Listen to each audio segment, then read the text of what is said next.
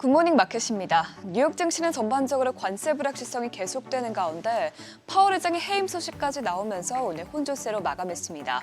간밤 트럼프 대통령은 EU와 일본 그리고 중국에 대해서도 무역 합의를 이룰 것이라고 언급했지만 구체적인 진척 사항이 없었고 또 여기서 트럼프 대통령이 파월 의장을 재차 해임할 수 있다고 위협하면서 시장 불안감이 가중되자 투자 심리가 위축됐습니다.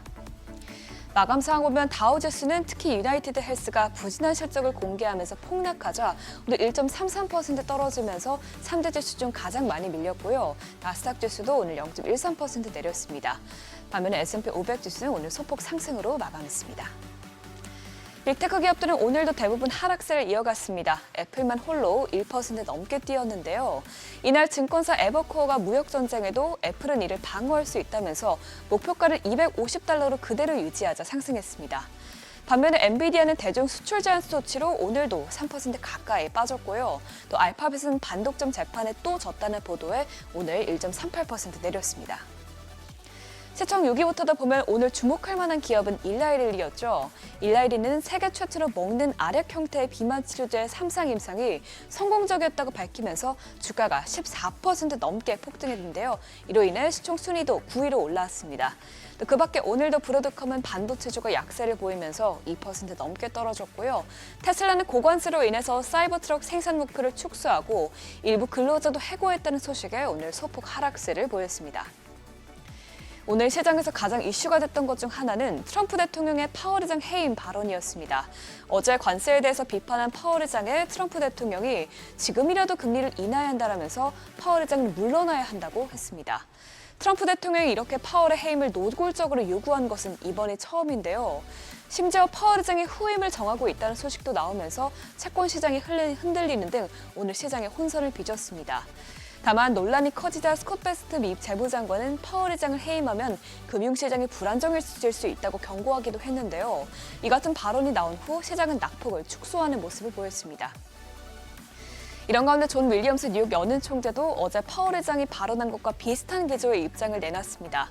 그는 관세 정책의 인플레이션에 확실히 영향을 미칠 것이라면서 사람들이 향후 몇 년 동안 더 높은 인플레이션이 올 것으로 기대하지 않게 하는 데 초점을 맞춰야 한다면서 금리를 추가적으로 인하하는 것은 어렵다는 입장을 보였습니다.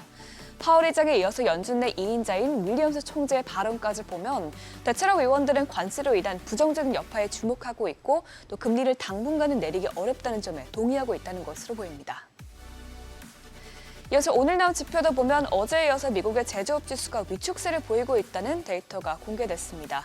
ISM 제조업 지수의 선행 지표인 필라델피아 제조업 지수가 급락하면서 경기 둔화에 대한 시장 불안감을 키웠는데요. 이번 수치는 마이너스 26.4를 기록하면서 전달 대비 39포인트 폭락했고요. 2년 만에 최저치를 기록했습니다.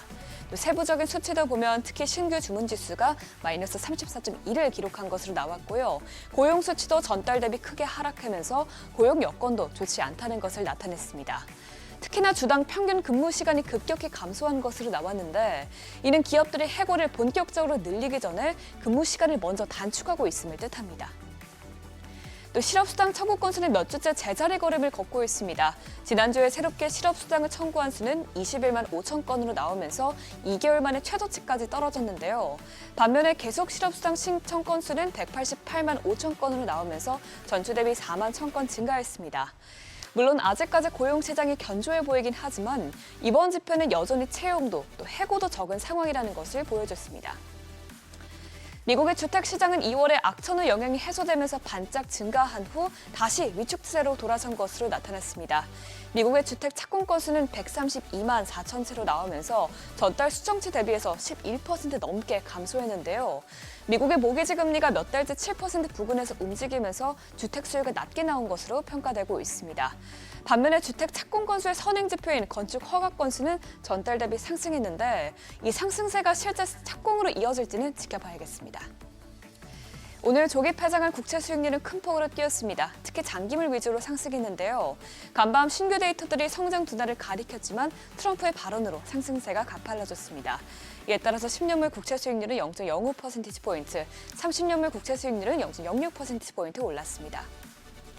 국제유가는 오늘도 상승세를 이어갔습니다. 스콧 베센트 재무장관이 이란의 에너지 수출을 0%로 만들 준비가 돼 있다고 밝힌 것이 이 유가를 끌어올렸는데요. WTI와 브렌트유는 각각 3.54%, 2.57% 뛰면서 2주 내 최고치까지 올랐습니다. 반면에 금값은 연일 사상 최고치를 달성한 후 오늘은 숨고르기에 들어갔습니다. 다만 그럼에도 불구하고 월가에서는 계속 금값의 연말 전망치를 높여잡고 있는데요. 여전히 수요가 뒷받침되고 있는 덕분에 금 선물은 크게 빠지지 않고 온스당 3,334달러에서 거래된 것으로 나왔습니다.